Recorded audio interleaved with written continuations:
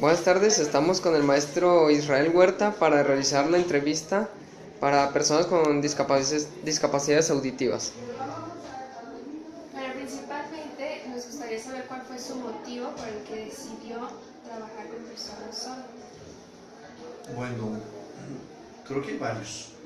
Mi principal, bueno, dentro de esos varios, el principal sería las carencias educativas que existen dentro de la comunidad sorda, sobre todo en el área de la lectura y la lectoescritura, que es lo que yo trabajo principalmente. Al observar, vamos trabajando con la comunidad y también en cuestiones investigativas, se puede observar que no se da la intervención, no se conoce la lengua de señas mexicana o de cualquier idioma, y además existen carencias en el área educativa, psicológica, social, laboral, y es un área interesante en cuestión de trabajo. Además, también existen como pocas instituciones y pocas personas que se dedican a esta área, y es un campo, creo que tiene mucho fruto en cuestión investigativa respecto a la psicología y a otras áreas. Okay. Y ya nos contó sobre sus motivos, cómo es que se preparó o en qué lugar para especializarse en esta área. Bueno, primero yo aprendí la lengua de señas cuando tenía como 18 años, y de eso ya hace más de 18 años. Entonces, cuando aprendí la lengua, entonces conviví mucho tiempo con personas sordas, aproximadamente 6 o 7 años. Entonces, yo trabajaba apoyando en diferentes áreas, por ejemplo, en algunos eventos, o trabajaba también inclusive apoyando en interpretación de misa, o algunos elementos. Entonces me invitaban, decía, pues cómo no, entonces apoyaba. Que de hecho la persona que me enseñó a mi lengua de señas fue la única condición que me puso, o sea, que yo apoyara en la interpretación a las personas sordas. Entonces, mucho tiempo, aproximadamente 5 o 6 años, estuve como intérprete. Posteriormente, ya cuando yo empecé a estudiar la carrera de psicología y que estuve en el bloque de educación especial, me di cuenta que existían nulos programas para hacer intervenciones con personas sordas, del tipo que sean, inclusive pocos instrumentos de evaluación o solamente elementos aislados para trabajarlos. Considerando también que es una discapacidad invisible, dado que si tú no te acercas con la persona, en tu vida te vas a dar cuenta que es una persona sorda, me llamó un poco más el interés. Desde la licenciatura venía yo trabajando ya algo, inclusive apoyaba aquí en el Centro de Educación Especial, dando algunos cursos de lengua de señas y trabajando. Posteriormente, cuando yo entré a la maestría, vi un campo de oportunidad excelente para poder ya todas esas ideas que traía respecto a investigación, poderlas plasmar y poderlas desarrollar, que de hecho mucho de este trabajo fue en relación con el doctor Julio Varela, y empezamos a desarrollar más trabajos, que de hecho desarrollamos una metodología de enseñanza para personas sordas y también instrumento de evaluación para evaluar lectura y lengua de señas de personas sordas. Y ahora que nos menciona de las formas de evaluar la lectura, la comprensión lectora, bueno, no la escritura, la comprensión lectora más que nada, ¿a qué edad cree que es importante enseñar a un niño sordo congénito la lengua de señas? Prácticamente desde que nace. De hecho, hay muchos estudios internacionales que argumentan que es importante el conocimiento de la lengua desde que la persona comienza a hacer interacciones sociales, es decir, que de los 2 años ya de manera más coherente o habituada, o inclusive desde más pequeño. En nuestro país existe una situación bastante particular, por lo menos en el INEGI, en el 2010, muchas de las personas sordas congénitas tienen padres oyentes. Entonces muchos de los padres oyentes no conocen la lengua o se la pasan negando que sus hijos conocen la lengua de señas, o que la conozcan o que están sordos. Entonces, por ejemplo, allí en campo a mí me tocaba encontrar personas que tienen inclusive 30, 40, 60 años y apenas están aprendiendo una lengua de señas. Si lo ponemos en cuestiones sensibles, muchas de estas personas pierden comunicación, pierden elementos de aprendizaje, o sea, se habitúan a muchas cuestiones contextuales. Si a eso le añadimos que una vez que la persona aprende la lengua de señas, la lengua de señas tiene, no las puedo llamar carencias, pero tiene algunas limitaciones en su esencia. porque por ejemplo los verbos solamente existen tres tiempos verbales, pasado, presente y futuro.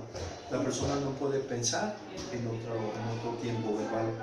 La persona hace referencia a cuestiones más contextuales, por ejemplo sustantivos, adjetivos muy concretos, y se carece de cierta abstracción. Entonces eso limita todavía más el pensamiento de una persona, no que sea tonta, pero sí hace ciertas limitaciones cognitivas en ese sentido. Por lo tanto, la edad sería en cuanto la persona tenga acceso a todo este tipo de cosas y que obviamente tenga acceso desde un punto de vista educativo, pero también acompañado de no solo la lengua de señas, sino del español. Ya. Ahora, ¿usted consideraría que las personas que no son sordas, pero que tienen alguna deficiencia o limitación auditiva, sería necesario que aprendan el lenguaje de señas o que potencialicen o desarrollen esas... Eso varía. De hecho, hay muchos errores conceptuales respecto a eso. Porque, por ejemplo, muchas personas dicen, sordos, sordera leve, moderada, profunda. De hecho, la clasificación que proponemos a nosotros es que se divide entre hipoacúsicos y sordos, que ya sería sordera severa a profunda y leve y moderada, también hipoacúsicos. Depende, hay muchos métodos para enseñarla. Por ejemplo, existe el oralismo o existe el método gestual, uno es alemán y el otro es francés. Dependería, yo no podría decirle que sí aprenda o no aprenda. Lo que sí crea una obligación, por lo menos yo considero una obligación en muchos sentidos, inclusive ético, sería que aquellos que nos dedicamos al ámbito de la salud, casi en cualquier área, sí aprendiéramos la lengua de señas, dado que existimos muchos profesionales con conocimiento de esto, y entonces la comunidad sorda tiene poco acceso, por ejemplo, a un servicio psicológico clínico, un servicio psicológico laboral, orientación educativa, orientación laboral, pedagogía, etcétera, etcétera. Entonces, sí considero que más que estas personas, todos aquellos que estamos involucrados en estos ámbitos lo aprendiéramos, que es lo que es indispensable. Y ahora nos gustaría saber cuál es su opinión acerca de la cultura de sordos y de la resistencia de algunos de ellos a pertenecer o a participar en la cultura de ellos. Bueno, eso tiene contexto histórico, o sea, esta situación tiene un contexto histórico. De hecho, se debe a dos congresos. Un congreso que se hizo en Milán en 1879 y otro congreso que se hizo, no recuerdo ahorita, pero es más en 1880, no recuerdo ahorita el lugar, pero fue también en Italia. Dentro de este congreso estuvo integrado sobre todo por pedagogos, psicólogos, los que existían entonces o que se deben denominar psicólogos, pero sobre todo fue integrado por personas de la iglesia. Se consideraba a los sordos inclusive infrahumanos y no se les dio validez como humanos y como personas hasta después de 1900, cuando ya se promulgaron otro tipo de leyes. De hecho, quien hizo realmente esto fue Charles Leclerc en Francia y posteriormente Gallaudet en Estados Unidos ya le dio educación formal a las personas sordas. Entonces estas estaban excluidas socialmente y el término sordomudo surgió de los congresos que le mencionaba. Entonces la misma comunidad sorda se siente excluida, pero porque social e históricamente los oyentes hemos generado esa exclusión social. Entonces, si muchos se resisten es por eso. También considero importante observar que muchas personas oyentes, muchos investigadores, muchas personas a veces se comete el gravísimo error de sacar provecho de la comunidad.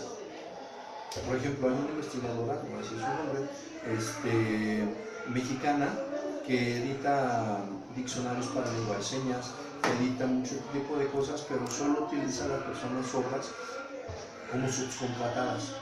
Entonces las personas trabajan ahí, muchos de sus elementos tienen más de 10 o 20 años que se editaron y los reedita con elementos antiguos.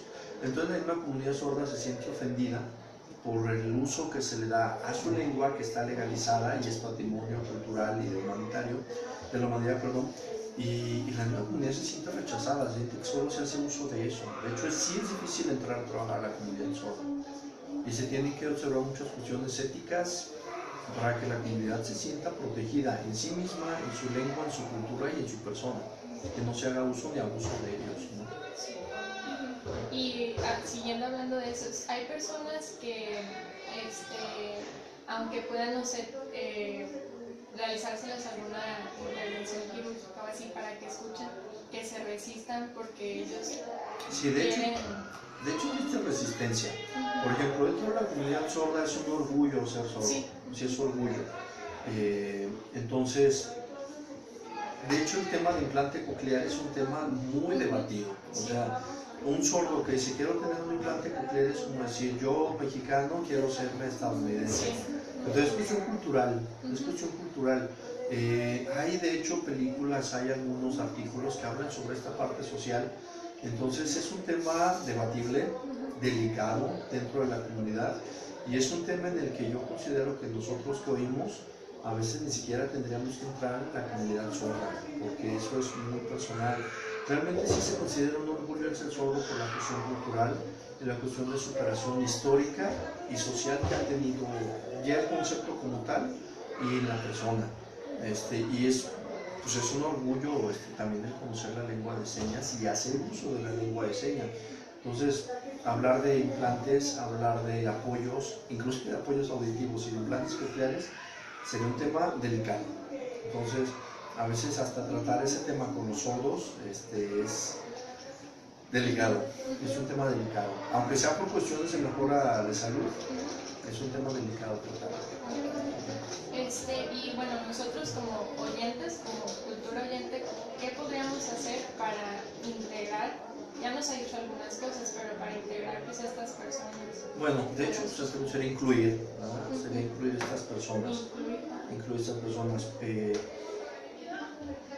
Bueno, yo creo que hablaré desde nosotros como profesionales de la salud.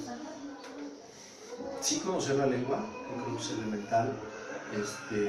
Respetar el hecho de que, insisto, es una discapacidad o es una barrera para el aprendizaje invisible, que nos damos cuenta, y partiendo de estas premisas, aprender la lengua, colaborar en actividades con esta comunidad y partir del hecho de la empatía social,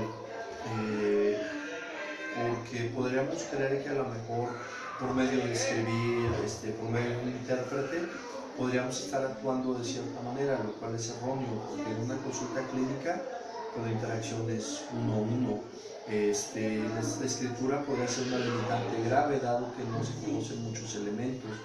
Entonces nosotros tendríamos que ser empáticos, tendríamos que aprender la lengua, tendríamos que colaborar en estas actividades y sobre todo prestar atención a las necesidades educativas, sociales, emocionales de esta comunidad, que si bien es cierto ella misma o la misma comunidad se aleja o se aparta, es importante como ponerse en el lugar desde el punto de vista histórico y social para retomar e incluirles dentro de nuestra misma cultura oriente. Creo que ya sería un comentario que quieras agregar. Bueno, creo lo más importante que como alumnos y como profesionales de la salud, insisto, sí tengamos conocimiento de la lengua, de la cultura, de la educación bicultural, de la educación bilingüe a estas personas y sobre todo partir del hecho de que el sordo en sí mismo representa una entidad, representa una cultura, representa un hecho social, histórico, muy relevante que necesita nuestro apoyo, pero no desde un punto de vista de compadecernos de pobres sordos, de escuchar, sino desde un punto de vista que son iguales, que tienen las mismas capacidades y que dejemos a un lado todas estas cuestiones oralistas, estas cuestiones de que van a enseñarse a hablar, porque podemos potencializar más sus capacidades si nosotros hacemos uso de los elementos que ellos mismos tienen para enseñarnos a nosotros también. Muchas gracias. Gracias.